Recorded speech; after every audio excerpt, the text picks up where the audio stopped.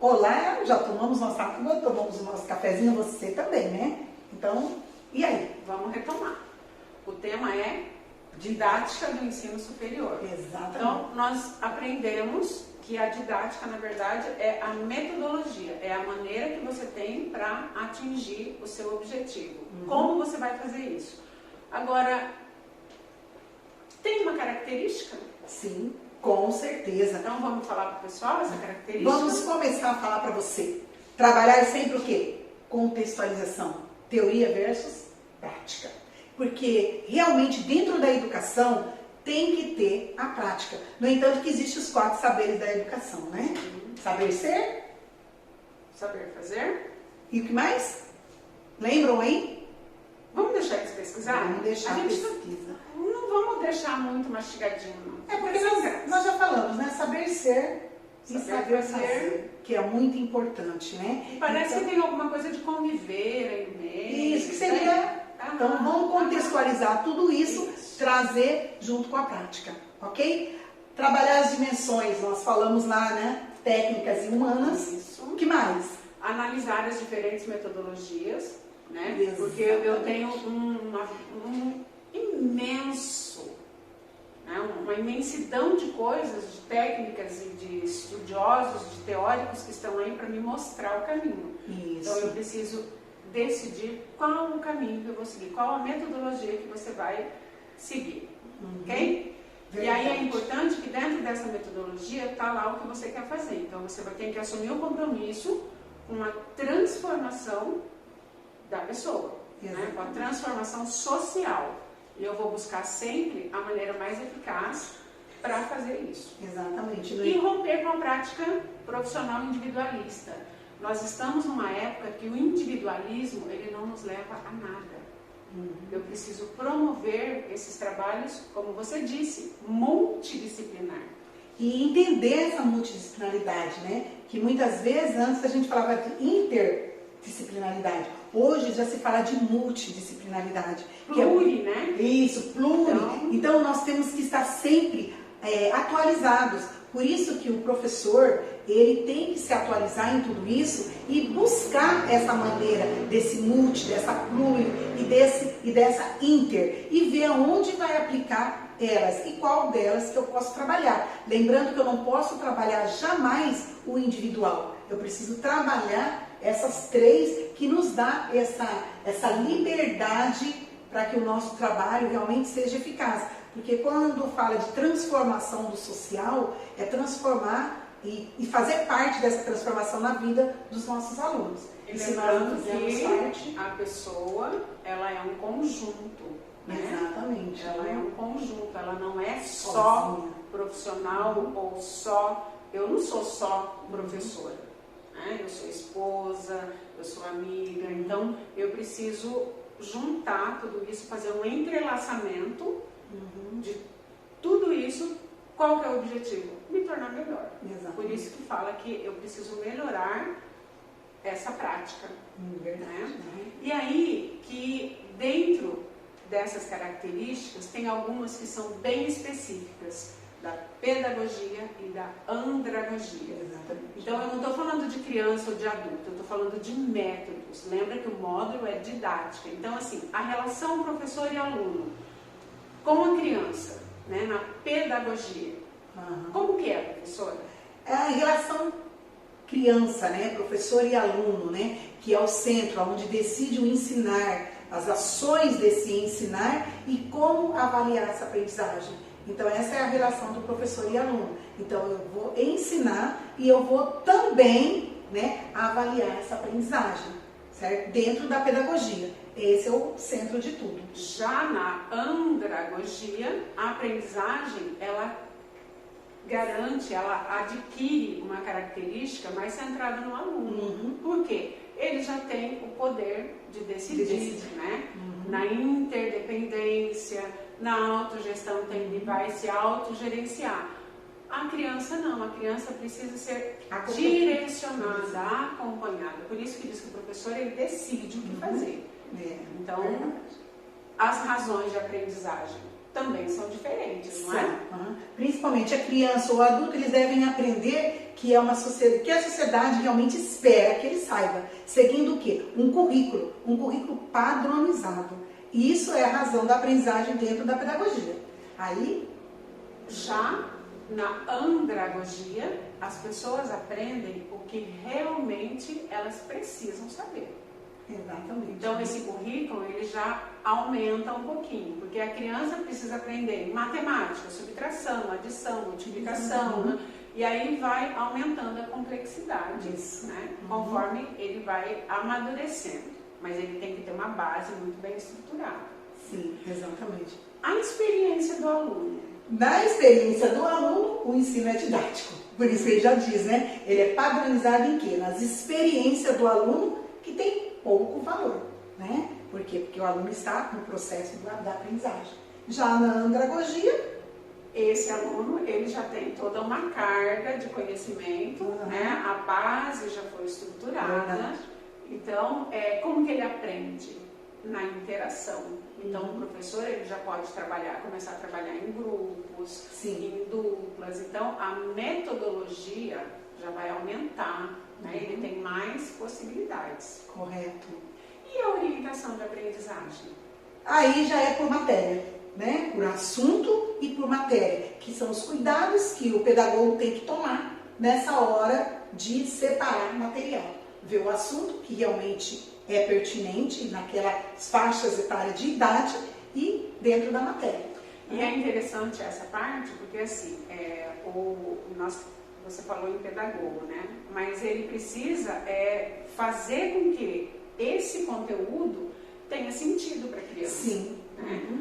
Porque senão, o que vai acontecer? Ele vai atrapalhar lá na frente a andragogia. O aluno vai aprender baseado em situações, problemas. Isso. Né? São os cases que a gente coloca também para os nossos alunos da graduação, da pós-graduação. Então, é uma metodologia interessante, por quê? Porque eu ouço e eu falo, e aí juntando tudo isso, eu aprendo.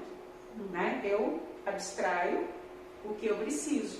Porque lembra que a aprendizagem é o que eu tenho necessidade de aprender.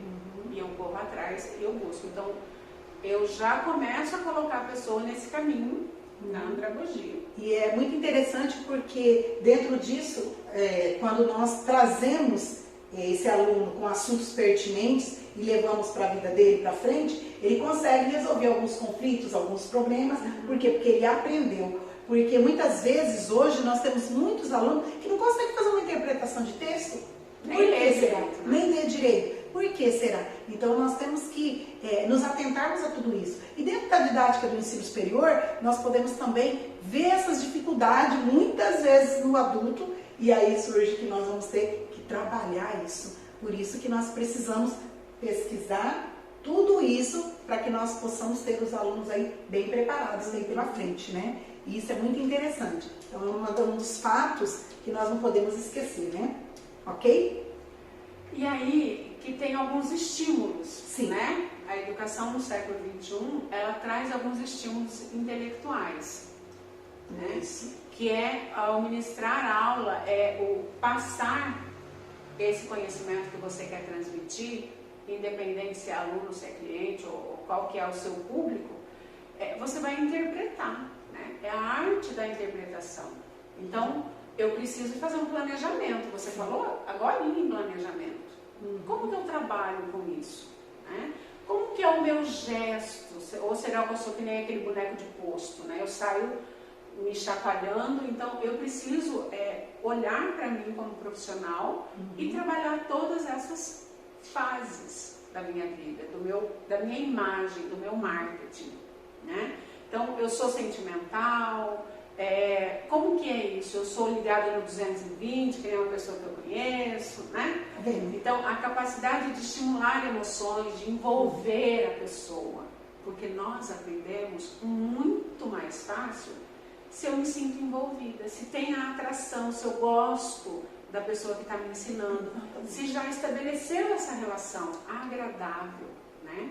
É por isso que a gente gosta de ensinar, né? Nós gostamos de ensinar, por quê? Porque nós aprendemos uma com a outra. É bom. É difícil você passar uma coisa que você não gosta. Exatamente, não é? Então, assim, o ambiente de aprendizagem, ele é um ambiente que precisa ser intelectual e racional. Principalmente nas universidades, né? Porque nós estamos falando de pós, né? Exatamente. E nós estamos falando de graduação. E estamos falando também de postura. Exatamente. Então, não é somente a postura de quem está ensinando que é importante. Porque quem está se dispondo a aprender, ele também precisa ter uma postura. Exatamente. Porque já pensou se eu estou ensinando uma coisa e você está lá mexendo no celular, né, fazendo outras coisinhas, e aí? Será que essa aprendizagem vai ser significativa? Exatamente. E você vai estar uma hora também ensinando, porque se você está aprendendo uma didática do ensino superior, como eu vou transmitir isso para os alunos? Então, muitas vezes não, né? Nós somos reflexos para os nossos alunos. Então, futuros, olha aí, né? O que eu estou levando para a sala de aula, como eu estou me comportando na sala de aula, que vai ser o comportamento dos meus alunos. Se eu, enquanto professor, sento na mesa, vou dar direito aos meus alunos sentar em cima da carteira também. Na carteira. E subir ela também. É interessante que no material que você tem aí, ele compara esse ambiente de aprendizagem a uma arena interpessoal. Porque muitas vezes, o que eu faço numa arena? Às vezes eu tenho que guerrear mesmo comigo, com algumas características, com algumas qualidades, que não contribuem em nada para o meu aprendizado em grupo. Eu não estou contribuindo em nada com a minha equipe. Então, por que eu vou falar nisso? Então, o individual, o interpessoal, ele reflete no interpessoal. Exatamente. Né? Por isso que no século XXI nós estamos, e se fala-se muito, né, das relações interpessoais, e esquecem muitas vezes de falar da intrapessoal. Né? Como eu me relaciono comigo mesmo? É difícil, né, você ouvir falar da relação intrapessoal. Porque todo mundo, na verdade, tem um potencial, né, para reagir emocionalmente quando a gente é desafiado. Quando eu sou avaliado, qual é a minha reação? Eu me fecho? Eu tenho medo? Eu tenho medo de errar? Como que eu lido com o erro quando é meu? Porque quando é do outro, eu reajo. Então, são campos assim que nós precisamos analisar. E hoje a gente vê assim que os professores são muito influenciados, né? Influenciado na sala de aula, influenciado por eventos, influenciado pelo ensinar e também por motivar, né? Como que está a minha motivação? Ela está alta ou ela está baixa? E ela vai diminuir ou aumentar de acordo com a minha sala. Mas eu tenho que pensar o seguinte, se eu me permitir, eu sempre falo isso, se eu me permitir ser influenciada negativamente. Por isso que nós temos que estar motivados de uma forma ao qual nós trabalhamos o nosso intrapessoal, para não deixar interferir, às vezes o que não está bom ali para o aluno, vai me contagiar. Então eu, enquanto professor, eu tenho que pensar muito nisso, certo? Eu não posso me deixar influenciar, e isso é muito importante, tá? Nós precisamos e nós necessitamos, né, de sermos respeitados, né, enquanto professor e apreciado. Mas também temos que respeitar o nosso aluno e temos que apreciá-lo também. Tudo vai depender de você, né? Como ser humano, eu preciso pensar assim, que da mesma forma que eu influencio, eu sou influenciada. Exatamente. Né? E quais são essas atitudes que você tem? Você como estudante, você como professor, você como gestor, qual que é a atitude que você tem diante das situações? Então, assim, a sua forma de pensar é muito importante. Exatamente. As suas fontes de satisfação ou de insatisfação. E você passa isso para as pessoas. Agora, como que você passa? Qual é o tipo de linguagem que você está trabalhando? Porque quando você vai falar com uma criança, você tem que usar uma linguagem. Quando você vai conversar com um adolescente, você também precisa adequar a sua linguagem. E para a pessoa já de nível superior, eu preciso adequar a minha linguagem. Não dá para falar igual você falou com a educação infantil. Exatamente, não tem como. Então esse feedback, esse rapport, quer dizer, você vai olhar o seu passado, você vai perceber as etapas do seu crescimento, porque isso vai te motivar, né?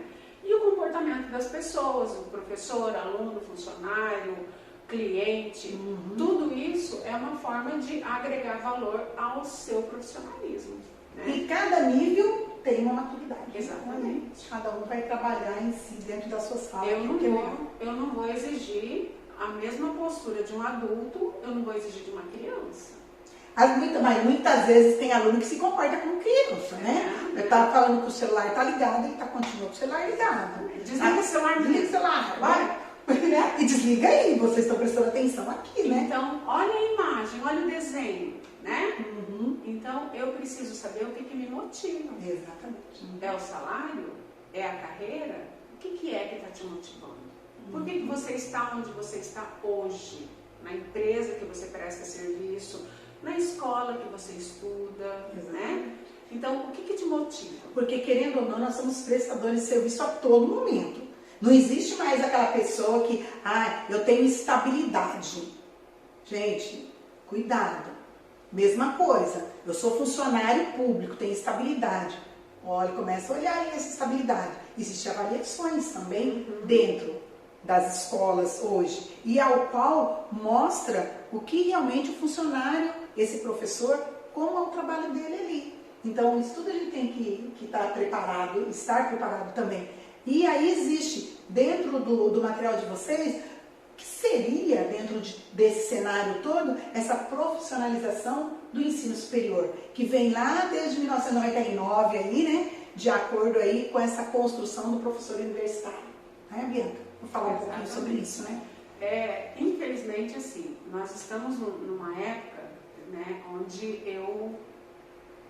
muitas vezes eu deixo o que eu gosto de fazer para fazer o que eu preciso, né? Então, assim, eu não vou atuar na minha área, eu sou professora, eu amo fazer o que eu faço, Fátima também. Mas, de repente, não tem essa possibilidade de eu estar atuando na minha profissão. Então, eu vou fazer qualquer coisa. E isso é ruim. É muito ruim, por quê? Porque você não vai se dedicar, você não vai se empenhar, você não vai se identificar naquela função. Então, quando se fala de profissionalização, é isso. Você precisa aprender a gostar do que você faz. Isso. Porque aí você vai se dedicar, você vai pesquisar, né? E você vai procurar se qualificar, se aperfeiçoar dentro do seu contexto, dentro do seu ambiente de trabalho. Por isso que se fala muito, né? Para você não trabalhar o improvisado, porque senão nós vamos continuar trabalhando de que forma? Com o caderninho amarelo, que a gente sempre trabalhou e preparou os planejamentos, e quando nós falamos de formação, né? Eu já tenho o meu nível superior, eu já estou indo para uma didática do ensino superior, eu estou trabalhando a minha formação, para que eu possa trabalhar com adultos, né, num nível superior. Então, essas são as diferenças. Eu buscar fazer uma pós, um mestrado, um doutorado, e assim sucessivamente, de acordo com o que eu consigo, né, e o que eu posso e aonde eu posso chegar. Se eu não estou num doutorado, num mestrado ainda, então eu que continue me qualificando, né, e me requalificando. O mercado pede. E muitos só deixam para fazer isso em que momento? Minha mãe falava assim, quando a água bate, você aprende a nadar. Isso. Então, o que significa? Que o mercado, ele busca a sua qualificação. Por que tem gente desempregada há muito tempo? Será que está qualificado? Você acredita que ainda tem gente que hoje é digital? Datilografia. Faz tempo que acabou isso. E aí que tem algumas preocupações, né? Sim. E você vê o cenário de hoje. Gente, vocês acham que quem não correu atrás ou não correr a nível da tecnologia, buscar ferramentas na internet, buscar aprender um pouco mais, fazer um curso de informática básica, né? Aprender a trabalhar com Word, como que fica nesse cenário que nós estamos? Olha só, tem gente aí que quase se suicidou, não é verdade? Por quê? Porque não sabe mexer, não sabe colocar um vídeo, não sabe fazer uns slides. E aí, gente? Então, quer dizer, não dá mais para ficar nessa mesmice de esperar a água bater para depois eu correr, não, nos improvisos. Não tem como ficar improvisando isso aí. Não tem como a gente vir aqui na frente do vídeo e improvisar uma fala. Você tem que ir lá pesquisar, estudar, colocar lá, aprender a colocar, aprender a gravar, aprender a se comportar perante uma câmera, umas câmeras, apesar que nós nos comportamos muito bem, né? E se a gente for parar um pouquinho, não faz muito tempo. Exato. Nós, para aprendermos, nós íamos para onde? Para a sala de aula, para a escola. Escola. Né? Hoje não. Você está aí, no seu ambiente de trabalho, na sua casa, e você está aprendendo. Então, assim, são novas demandas. Exatamente. São novas tecnologias, são novas maneiras de ensinar. Então, isso prova, mais uma vez, que eu aprendo quando eu quero aprender. Simples assim. Exatamente. E nós que estamos aí trabalhando com o ensino superior, temos que estar entre todos e à frente, para buscarmos cada vez mais, né? E tem preocupação. Né? E bota preocupação nisso. Então, assim, essa influência, né, de todo esse universo, de toda essa configuração, né, que o trabalho sofre nessa sociedade moderna, contemporânea, o que eu sei hoje, no final da tarde já pode mudar. Né? O tempo inteiro eu preciso me atualizar. Exatamente. E muitas vezes essa zona de conforto, ela causa um problema que é muito sério, né? Ela reduz a sua possibilidade de continuar empregado. A sua empregabilidade, a sua trabalhabilidade, ela vai embora, porque você não se empenha. E aí entra a concorrência. Isso, né? Exatamente. E eu tenho medo da concorrência. Será que a concorrência ela é prejudicial, professora? Na minha opinião, concorrência me faz correr atrás de algo melhor ou de algo diferente. Então é um estímulo. Para mim é um estímulo. Legal. Né? Então, é assim que eu preciso ver a concorrência. O meu concorrente, ele é o meu estimulador. Exatamente. Eu melhoro em função de. Né? Qual que é o seu objetivo? Tá? Então, eu preciso entender que essa preparação para o exercício da profissão que eu escolhi, seja lá professor, gestor, né? Se você vai atuar em hospitais, em política, enfim, onde você vai atuar, o que vai fazer a sua grande diferença é o seu interesse por aprender, porque afinal de contas o que nos diferencia é o quê? É o tamanho da vontade. Exatamente. E nós não podemos esquecer também, né, que nós estamos preparados aí antes, que nós falamos magistério, hoje a pedagogia, letras, pós-graduação, graduação, mestrado, nunca esquecer, pessoal, que nós precisamos buscar sempre, quando nós formos para o mestrado, para o doutorado ou para qualquer área afins, entendermos que nós precisamos buscar uma faculdade, uma universidade que seja reconhecida, onde supra todas as exigências dos nossos títulos acadêmicos. Nunca esqueçam disso. Né, Bianca? É muito importante. Eu preciso me manter atento ao que diz a legislação. Isso, é uma preocupação também. Diretrizes e bases da educação nacional. Exatamente. Então, a credibilidade é importante, não é só a sua credibilidade, da instituição que você está vinculada também. Então, o que exige, o que o mercado está exigindo hoje? Atualização de métodos, inteiro, né? Domínio da qualidade necessária na área da educação. Exatamente. Então, e aí vai várias coisas, capacidade, habilidades, e tudo isso nós precisamos refletir enquanto pessoas, porque isso o mercado vai exigir, tanto de você como de nós. É a sua equipe, né? E também tem os componentes metodológicos dentro da universidade, que são eles o quê?